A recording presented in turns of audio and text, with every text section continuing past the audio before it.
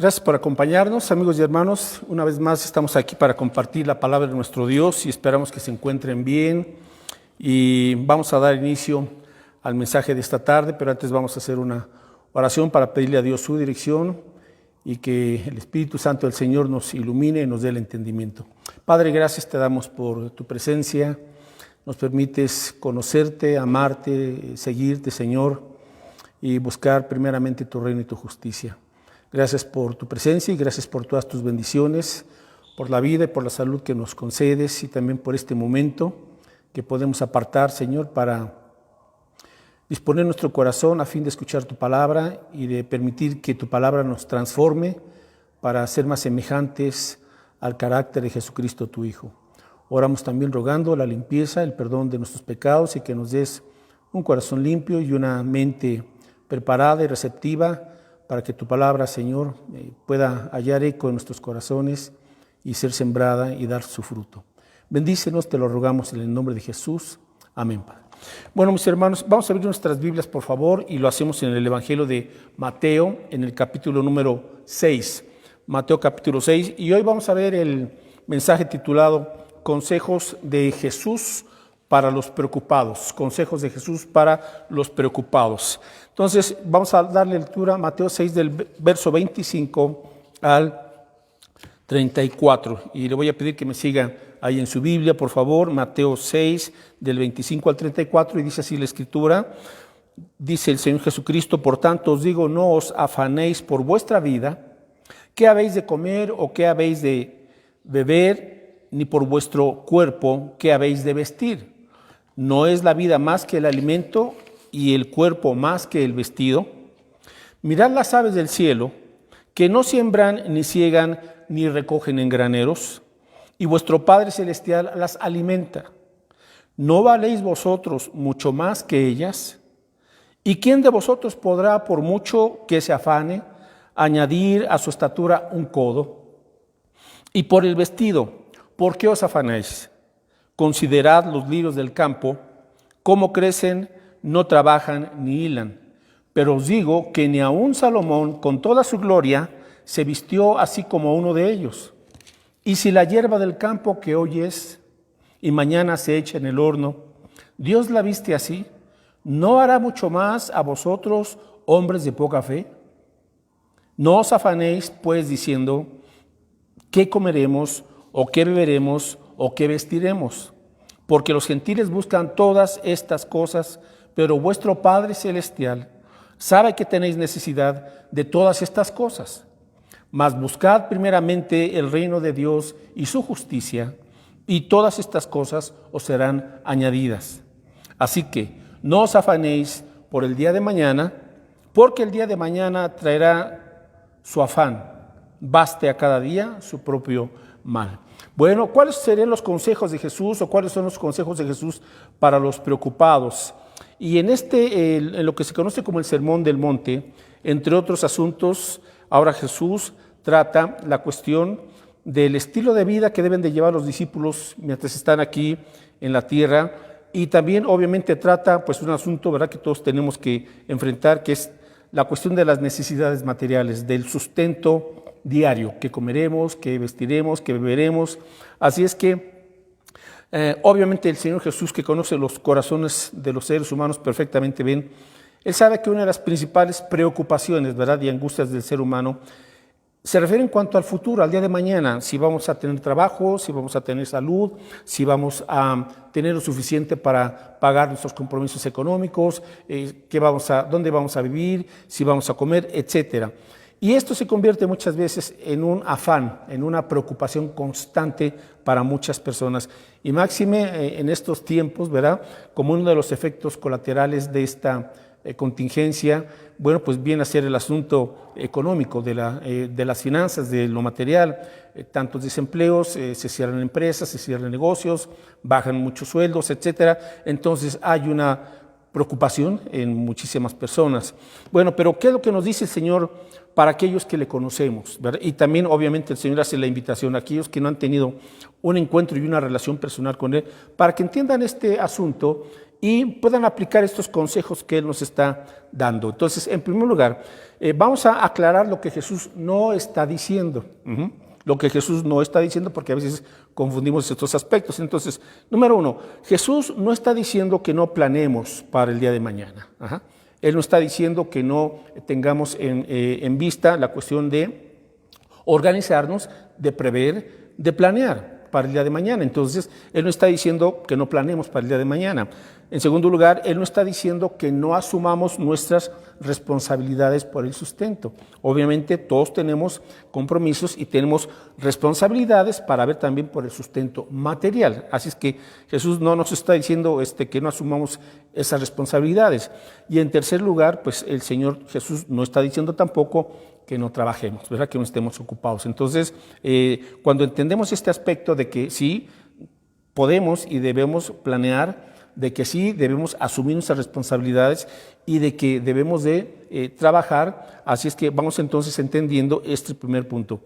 O sea, es correcto, ¿qué es correcto? Proveer para nuestras familias. Es correcto hacer planes razonables. Es correcto hacer inversiones sabias, echar a andar un negocio, dar para la obra, etcétera. Está bien. Lo que está mal es ser deshonestos, codiciosos, avaros y mezquinos en cuanto a las posesiones. Eso está mal. Ganar de modo honesto, ahorrar y dar es sabio y bueno, pero acumular y gastar solo en nosotros mismos es pecaminoso. Y también podremos aclarar lo siguiente, que la prosperidad financiera no es pecado en sí misma.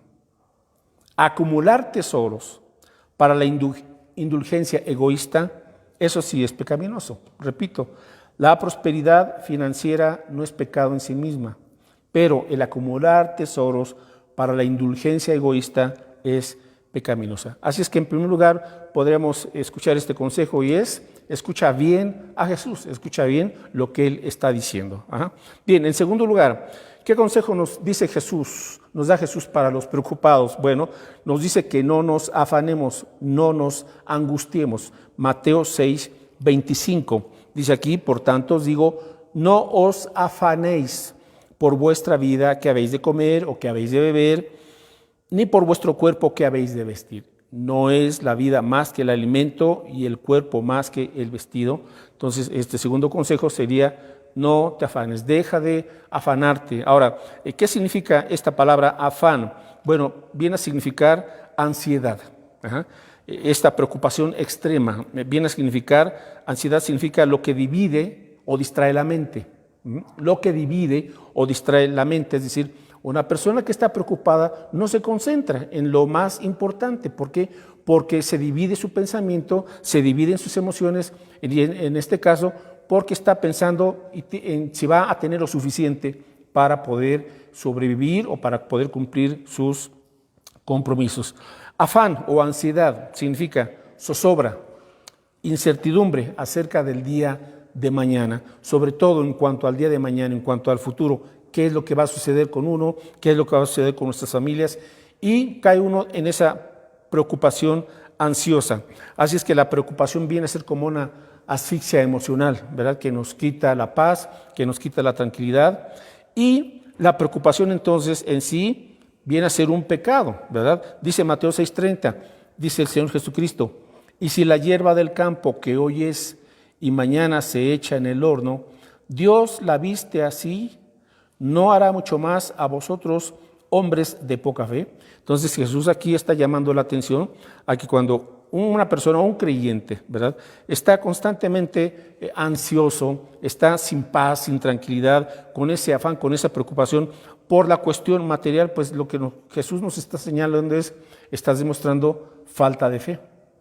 Hombres de poca fe. Así es que la preocupación es pecado, porque a fin de cuentas es falta de fe. La preocupación duda y desconfía de la promesa y de la providencia de Dios. Así es que, ¿qué es más grande de nuestra vida? ¿La preocupación o nuestra confianza en la providencia y en las promesas de Dios? La preocupación es decir que Dios es poco confiable. Esa es la realidad del asunto, por eso es pecado. Cuando uno está dudando, Señor, vas a proveerme, Señor, vas a darme, Señor, vas a suplir mis necesidades. Bueno, es como si le estuviéramos diciendo al Señor, Señor, pues como que no eres muy confiable. Y eso obviamente pues es una ofensa para Dios, porque Dios es fiel, Dios es confiable, Dios es poderoso. Y como dice aquí el Señor Jesucristo, bueno, si el Señor cuida y provee de su naturaleza, de las aves, de las plantas, pues ¿cómo no va a cuidar y a proveer para sus hijos, para nosotros? Entonces, debemos de aprender a hacer a un lado, a no preocuparnos, sino más bien a confiar en el control y en la provisión de Dios. Ahora, por otro lado, la preocupación es pecado. ¿Por qué? Porque muestra que estamos dominados por nuestras circunstancias. Sí es cierto, todos pasamos por situaciones a veces estresantes, de escasez material, económica, a veces no vemos los resultados que estamos nosotros deseando, y las circunstancias como que comienzan a presionarnos, ¿verdad? A quitar nuestra paz y nuestra perspectiva y nuestro entendimiento. Tenemos que nosotros reconocer que es finito, nuestro entendimiento es finito. Pero Dios sabe cómo, Dios sabe de dónde, ¿verdad? Y en el momento justo, pero Él siempre va a cuidar y a proveer para sus hijos. Así es que la ansiedad viene por falta de fe en Dios. Seguimos con este asunto de la preocupación, que es algo que tenemos que superar confiando en Dios y confiando en su palabra y en sus promesas. Vamos por favor al Evangelio de Marcos en el capítulo 4. Marcos capítulo 4, versículo 7. Aquí el Señor Jesús está hablando acerca de la parábola del sembrador, en donde en este caso quien siembra la semilla es Jesús, la semilla es su palabra, y hay 4 tipos de terrenos, ¿verdad?, que representan 4 condiciones del corazón. Entonces, cuando el Señor nos dice aquí que parte de la semilla que Él sembró cae, de acuerdo al versículo 7, que otra parte cayó entre espinos, y los espinos crecieron y la ahogaron y no dio fruto. ¿Qué ahogaron los espinos? La semilla. Entonces, hubo semilla que cayó a un lado del camino, vinieron las aves del cielo y comieron esa semilla.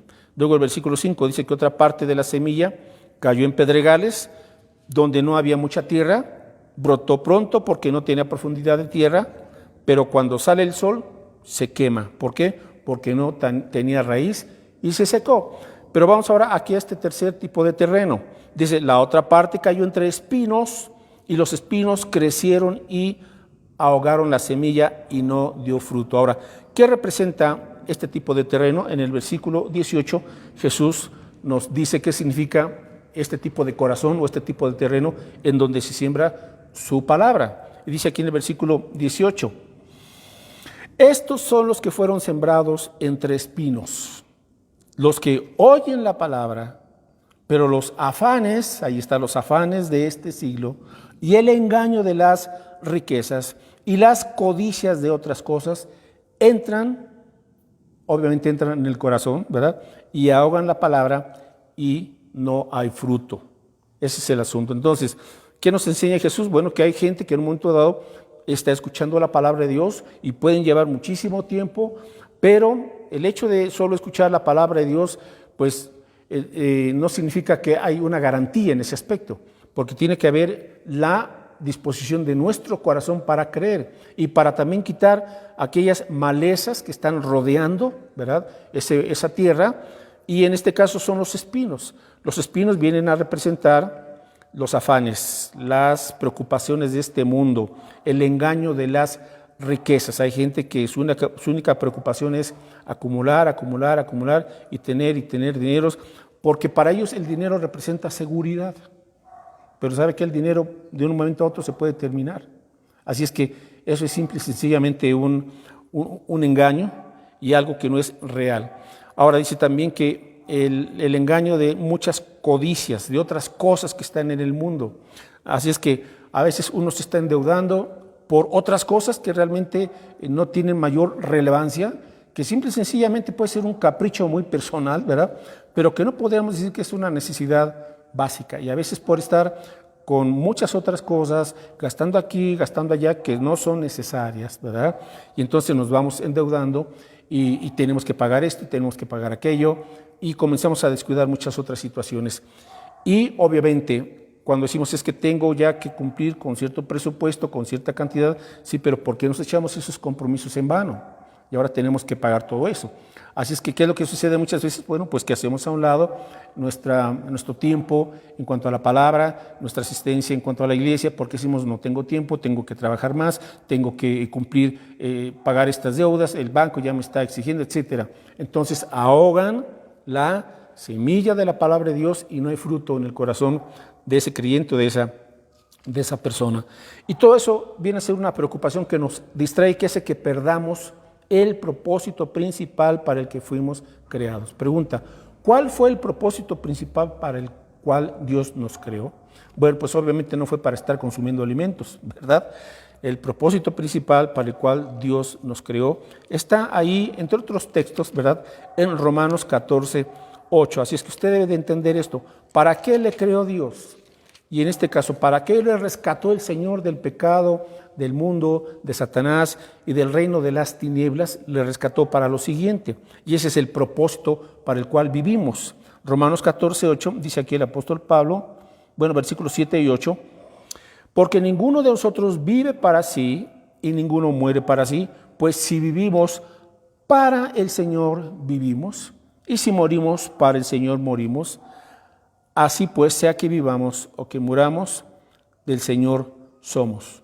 Porque Cristo para esto murió y resucitó y volvió a vivir, para ser, ¿qué? Señor, así de los muertos como de los que viven. Aquí está la razón de ser del creyente y es vivir para Cristo, vivir para los propósitos del Señor. Es decir, fuimos creados y fuimos redimidos ahora como creyentes para amar, adorar y servir a Cristo Jesús.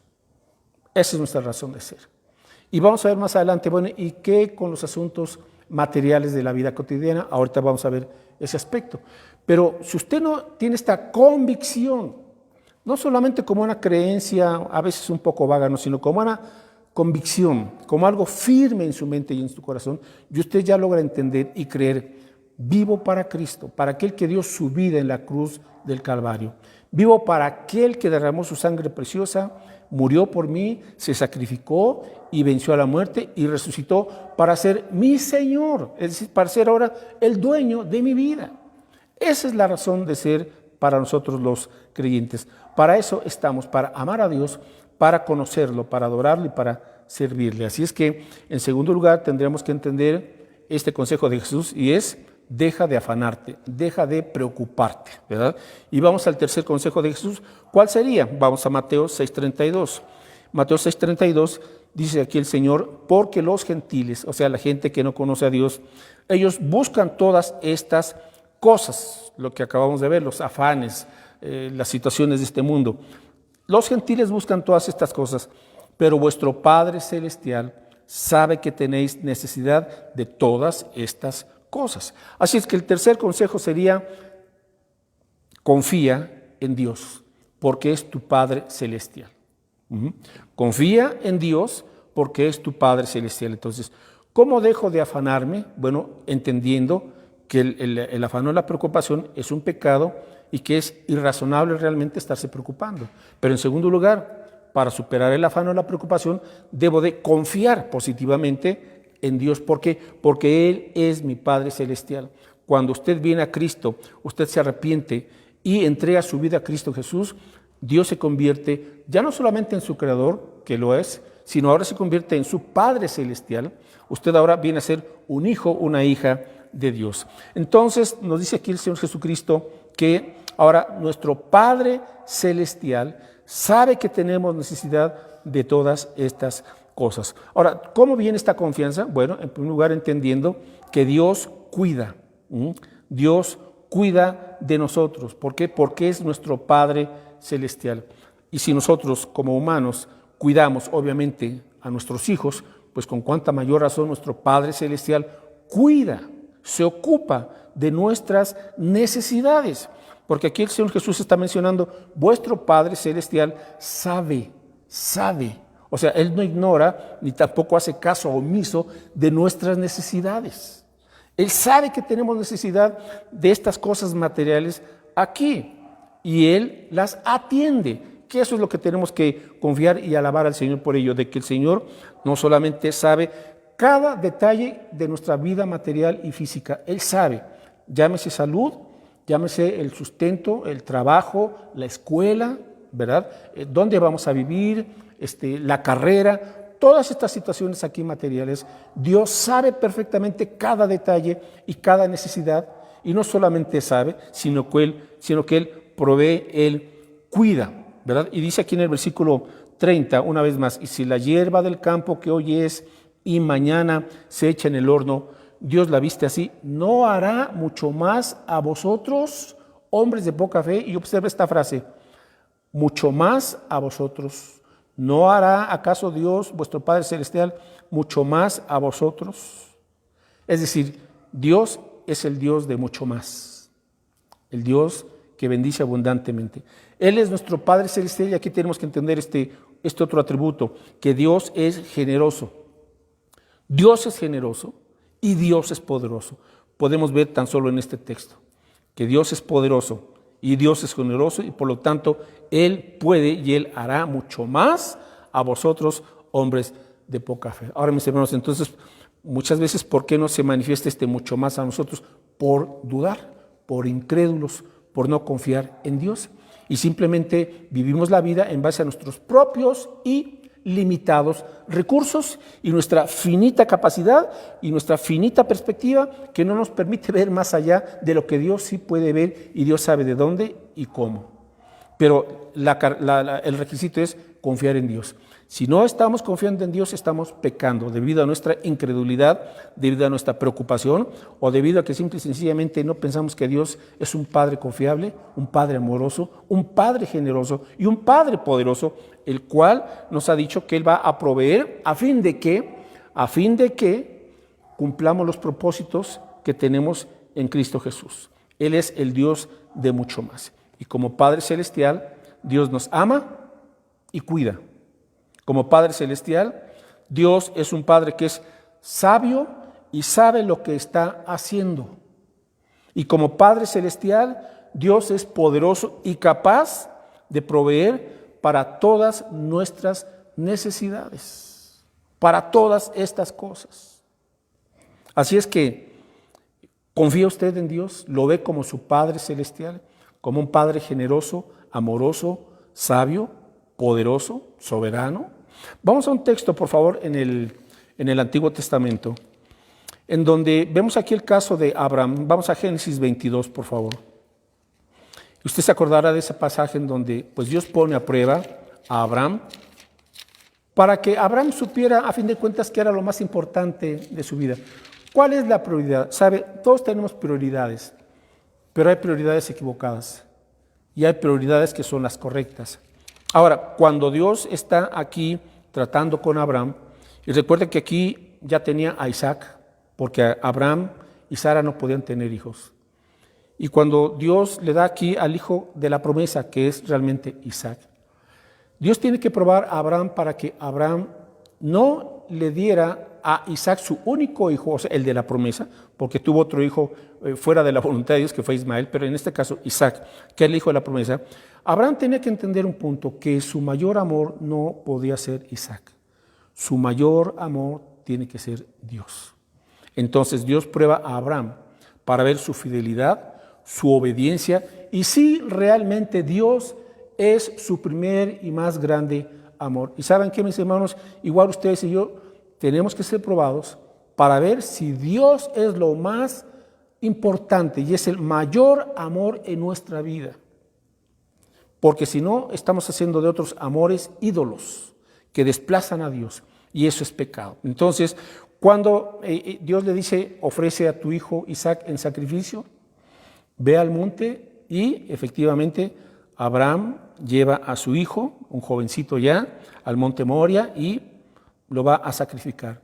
Entonces, en el momento en que está ahí en el altar, Isaac ya, y Abraham está a punto de sacrificarle con un cuchillo. En ese preciso momento, dice, vamos a Génesis 22, verso 7, entonces habló Isaac a Abraham, su padre, y dijo, Padre mío, y él respondió, heme aquí mi hijo. Y él dijo, he aquí el fuego y la leña, mas ¿dónde está el cordero para el holocausto? Y respondió Abraham, Dios se proveerá de cordero para el holocausto, hijo mío. E iban juntos.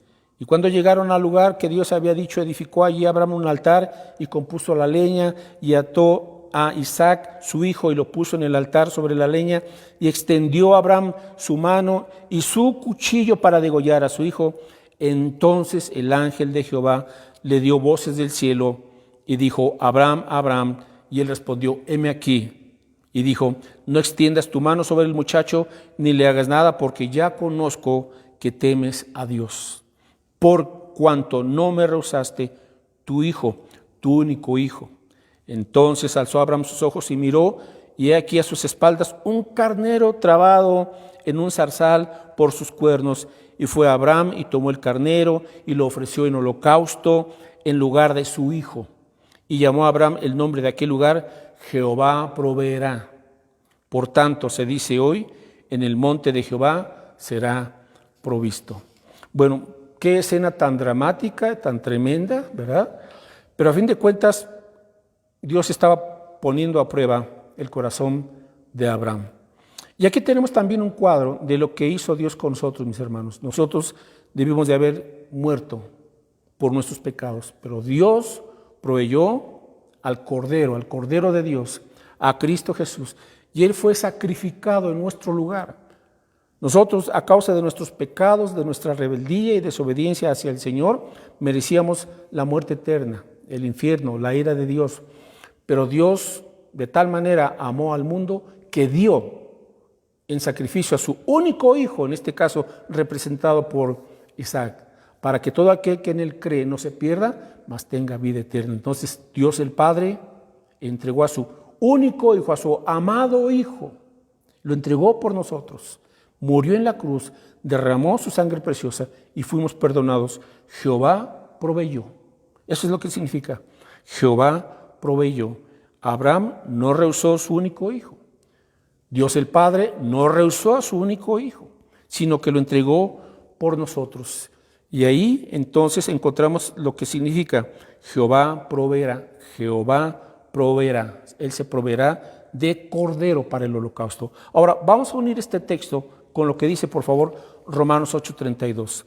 Romanos 8:32. Ahora, mis hermanos, qué interesante es esta situación que a veces decimos, bueno, yo sí creo que Dios ya me perdonó, yo sí creo que Dios me va a dar la vida eterna, yo sí creo que Dios va a venir por mí, y yo sí creo que Dios me va a permitir habitar en el cielo y suplir por toda la eternidad todas mis necesidades. Pero no creemos que aquí Dios nos va a proveer unos cuantos años para nuestro sustento material. ¿Qué contradicciones tenemos? Romanos 8:32 dice aquí el apóstol Pablo, el que no escatimó, o sea, el que no rehusó ni a su propio hijo, sino que lo entregó por todos nosotros, pregunta, ¿cómo no nos dará también con él, con Cristo, todas las cosas? ¿Se da cuenta? Entonces, si Dios no rehusó, no escatimó, no nos negó a Jesucristo, pues ¿cómo Dios no nos va a proveer, mis hermanos, para nuestras necesidades cotidianas y materiales? Bueno, eso es lo que el apóstol Pablo está aquí enseñándonos. Debemos de confiar en nuestro Padre Celestial porque Él dijo que Él va a proveer, igual nosotros. Señor, el mundo está hoy muy preocupado, sí, por todas las situaciones que están pasando, pero yo como tu hijo, como tu hija, confío en ti, Padre Santo, en que tú proveerás. Si no rehusaste a Jesucristo, tu Hijo, pues Padre Santo, tú has prometido proveerme juntamente con Él para todo lo que yo necesito. Y finalmente, vamos a este cuarto consejo y regresamos a Mateo 6, por favor. Mateo 6:33. Entonces, ¿cómo dejar de preocuparnos, de angustiarnos y de estar en esa ansiedad constante, en esa falta de paz y falta de gozo? Bueno, confiar ahora en nuestro Padre Celestial. Y ahora aquí viene otro aspecto, en cuarto y último lugar. Mateo 6:33. Bueno, 32 y 33 dice, porque los gentiles buscan todas estas cosas, pero vuestro Padre Celestial sabe que tenéis necesidad de todas estas cosas. Verso 33, mas buscad primeramente el reino de Dios y su justicia, y todas estas cosas os serán añadidas. Y el cuarto consejo es este. Jesús nos dice que busquemos primeramente el reino de Dios y su justicia. Ese es el punto principal, diría yo. ¿Qué nos corresponde ahora a nosotros hacer? Bueno, número uno, dice busca, o sea, ser intencionales. No dice espera, no, busca. Toma la iniciativa. Busca tú, te corresponde a ti. Dios ya hizo su parte. Él entregó a Jesucristo en la cruz del Calvario para perdonarnos, para darnos la vida eterna y también para proveer para nuestras necesidades cotidianas. Ahora te corresponde a ti como creyente buscar, sé intencional. ¿Ah? Busca. En segundo lugar, nos dice que tenemos que ajustar nuestras prioridades, porque dice aquí, busca primeramente. No dice busca cuando te nazca, busca cuando se te antoje, cuando gustes, no. Busca primeramente el reino de Dios y su justicia. Lo diríamos en esta otra forma. Por encima de todo lo demás, busca primero su reino y lleva una vida conforme a su palabra. Esa podría ser otra forma de explicar esta afirmación de Jesús. O sea, por encima de todo lo demás, busca primero su reino y lleva una vida conforme a su palabra. Eso podría decir también, busca primeramente el reino de Dios y su justicia y todo lo demás vendrá por añadidura. Ahora déjame explicarle brevemente 4 cosas. ¿Cómo buscamos primeramente el reino de Dios y su justicia? ¿O qué significa? Bueno, en primer lugar, significa que ahora, mis hermanos, tenemos que abocarnos nosotros a darle la prioridad a buscar, en primer lugar, el reino de Dios y su voluntad. ¿Qué es el reino de Dios? Su gobierno. Su gobierno en el corazón y en la vida de cada persona. Es decir, tenemos que buscar primeramente que Dios esté gobernando nuestra vida, que nosotros estemos buscando su voluntad y su autoridad. Ahora, ¿por qué es importante eso? ¿Por qué dice Dios, busca mi reino? Por lo siguiente, mis hermanos, en este mundo hay 2 reinos. Por un lado está el reino de las tinieblas. ¿Y quién es el príncipe de este mundo, de este reino de las tinieblas? Satanás. Él está ahorita orquestando todo para que todo esto vaya en contra de la voluntad de Dios. Satanás está orquestando la cultura y gente y todo a fin de que el mundo se olvide de Dios, se rebele contra Dios y el mundo vaya a final de cuentas a adorar al diablo. Esa es su intención y hacia allá va. El reino de las tinieblas. Por eso Jesús nos dice, busquen primero el reino de Dios. O sea, no te dejes llevar por el reino de las tinieblas, por los placeres y atracciones de este mundo, porque vas a la perdición. Busca primero el reino de Dios y su justicia, que va contracorriente. Vas a tener que ir contracorriente, porque estás siguiendo el camino de Jesús. O sea, busca su voluntad en tu vida, que sea una prioridad, porque Cristo debe tener la preeminencia en todo. Ahora, hay creyentes que esto no lo han querido aceptar o entender. Le dan a Dios las obras, le dan a Dios lo que tienen por ahí de tiempo y de vez en cuando se acuerdan de Dios porque están muy afanosos, están muy ocupados en las minucias, en las añadiduras. Están buscando las bendiciones cuando Jesús dice, hey, ese no es el camino. Busca primeramente mi reino y su justicia y lo demás te vendrá por añadidura. Dios se encarga de proveerte todo lo que tú necesitas.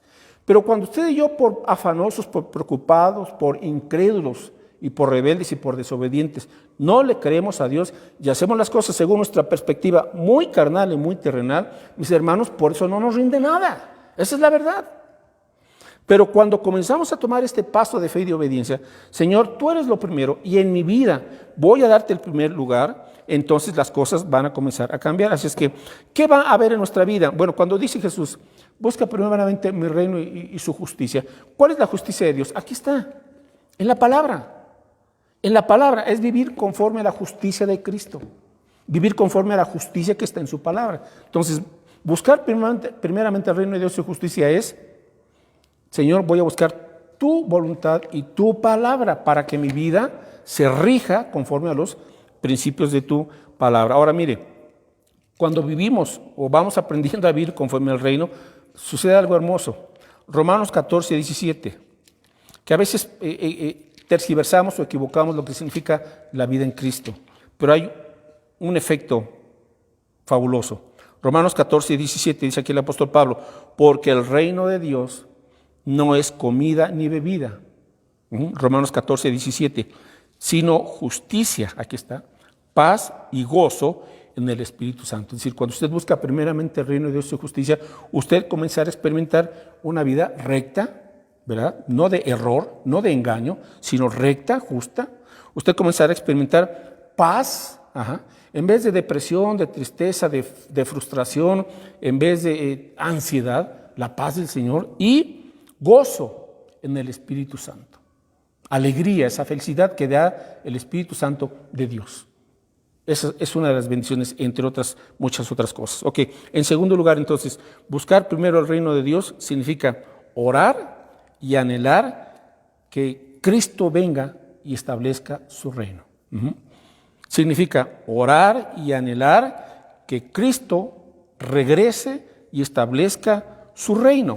Recuerde en la oración modelo. ¿Qué nos dijo Jesús? De lo principal que tenemos que pedir en la oración, Mateo 6:10. Y ahí nos lo dijo en la oración modelo. Padre nuestro que estás en los cielos, santificado sea tu nombre. ¿Qué más? Venga a nosotros tu reino. O sea, primero pone los propósitos y los planes de Dios, mis hermanos. Cuando tomamos ese orden, las necesidades serán suplidas. Mateo 6:10. Dice Jesús entonces, venga tu reino, hágase tu voluntad, como en el cielo, así también en la tierra. Es decir, tenemos que orar, Señor, establece tu reino. Mis hermanos, todos estamos viendo cómo está este mundo hoy. Un caos, de todo a todo. ¿Por qué? Porque eso es el reino de las tinieblas. Es lo que está provocando la rebeldía del hombre. Por eso tenemos que buscar, Señor, ven a establecer tu reino, tu justicia. Porque tu reino será al 100% diferente de lo que estamos hoy viviendo. Pero para ello, primero Cristo tiene que regresar, ¿verdad? Llevar a su iglesia y después de 7 años establecer su reino milenial. Ahora, ¿cuál fue la última oración en la Biblia? ¿Sabe usted a qué se refiere? ¿Cuál fue la última petición que encontramos en la Escritura? A ver, Apocalipsis 22:20. La última petición que encontramos en la Biblia es esta. Apocalipsis 22:20. El que da testimonio de estas cosas dice, ciertamente vengo en breve. O sea, Jesús, ciertamente vengo en breve. Y nosotros decimos, amén, sí, ven Señor Jesús. Esa es nuestra oración, mis hermanos, y ese es nuestro anhelo. Ven Señor Jesús, establece tu reino perfecto de justicia, de paz, de sabiduría. Reina tú en este mundo. ¿Qué tanto le pide usted a Cristo que Él regrese? Esa tiene que ser una oración constante. Y esto nos lleva al tercer punto, al penúltimo punto, en cuanto a buscar el reino de Dios primeramente y su justicia. Si yo estoy orando y anhelando que Cristo regrese, entonces voy a cumplir lo que dice Hechos 20:24. Si yo deseo y anhelo y oro que Cristo venga pronto, que Él establezca su reino perfecto, entonces el siguiente paso de lo que significa buscar primeramente el reino de Dios está en Hechos 20:24. Dice aquí el apóstol Pablo, pero de ninguna cosa hago caso, ni estimo preciosa mi vida para mí mismo, con tal que acabe mi carrera con gozo y el ministerio que recibí del Señor Jesús para dar testimonio del evangelio de la gracia de Dios. Buscar primeramente el reino de Dios y su justicia es, mis hermanos, compartir el evangelio, alcanzar almas para Cristo y discipularlas. Eso es, buscar primeramente el reino de Dios y su justicia. Si yo quiero y estoy orando que el Señor venga, entonces tengo que ocuparme en extender su palabra, en compartir su evangelio, en dar testimonio de la gracia de Dios, del amor de Cristo Jesús. Eso es buscar primeramente también el reino de Dios y su justicia. Y finalmente, ¿qué significa buscar primero el reino de Dios y su justicia? Vamos al libro de Proverbios, por favor, y con esto ya concluimos. Proverbios, capítulo 3, versículos 9 y 10. Prioridades. Primero buscar el reino del Señor. Y Proverbios 3, 9 y 10 dice, honra a Jehová con tus bienes y con las primicias, aquí está, con lo primero de todos tus frutos, y serán llenos tus graneros con abundancia y tus lagares rebosarán de mosto. Es decir, buscar primeramente el reino de Dios y su justicia significa aplicar los principios de mayordomía. Aplicar los principios de mayordomía integral que encontramos en la Biblia. Ahora, ¿qué significa principios de mayordomía integral? Es decir, aplica los principios de administración que están en la Biblia. ¿Y qué abarcan los principios de mayordomía o de administración? Bueno, cómo administrar todos los recursos que Dios nos ha confiado. Por ejemplo, administrar sabiamente nuestro tiempo, nuestras finanzas, nuestros talentos, cómo trabajamos, el cuidado de nuestro cuerpo, etcétera, etcétera. O sea, en la Biblia están esos principios de mayordomía que traen bendición. Y en este caso, este principio es, entonces, ocúpate de también colaborar y honrar a Dios con tus bienes, con las primicias de todos tus frutos para el extendimiento del reino de Dios. Solo entonces, mis hermanos, cuando estamos buscando primeramente el reino de Dios y su justicia, se cumple la promesa que dice Jesús en Mateo 6:33, más buscad primeramente el reino de Dios y su justicia y todas, no dice algunas, todas las cosas que necesites te serán añadidas. Es decir, deja de buscar las añadiduras, busca primero el reino de Dios y entonces todo lo demás vendrá por añadidura. Así es que, mis hermanos, estos son los consejos de Jesús. Número 1, escucha bien lo que dice Jesús. Número 2, deja de afanarte, deja de preocuparte. Número 3, confía en tu Padre Celestial, porque Él proveerá. Y número 4, busca primeramente el reino de Dios y su justicia, y todo lo demás vendrá por añadidura. Oramos, mis hermanos, y luego compartimos algunos anuncios. Padre, te damos gracias por tu palabra. Señor Jesús, tú eres sabio, todopoderoso, y tú conoces pues nuestras inquietudes, Señor, nuestras preocupaciones en cuanto a lo material. A veces, Señor, nos hemos equivocado, nos afanamos, estamos ansiosos y estamos buscando las añadiduras, mi Dios, por no entender o por no creer lo que dice tu palabra. Que si, Señor, buscamos primero tu reino y tu justicia, todas estas cosas vendrán por añadidura. Porque tú eres un Padre Celestial, bueno, que cuida, que provee, que está al pendiente de sus hijos. Y como vimos hoy en tu palabra, Señor, si tú no rehusaste entregar a tu único Hijo, a tu amado Hijo, por nosotros, ¿cómo no nos darás también con Él todas las cosas? Padre, oramos pidiéndote perdón por nuestras dudas, por nuestro afán, por no confiar en ti, Padre Santo. A veces también por nuestro materialismo, por nuestro egoísmo. Te pedimos perdón por nuestra mezquindad o por la avaricia. Pero rogamos que nos ayude, Señor, para hacer a un lado todos estos ídolos, todos estos pecados, a fin de, Señor, confiarnos completamente en tus manos, depender de ti y buscar de manera intencional primeramente tu reino y tu justicia. Y gracias, Padre Santo, porque tú proveerás, porque esa es tu promesa.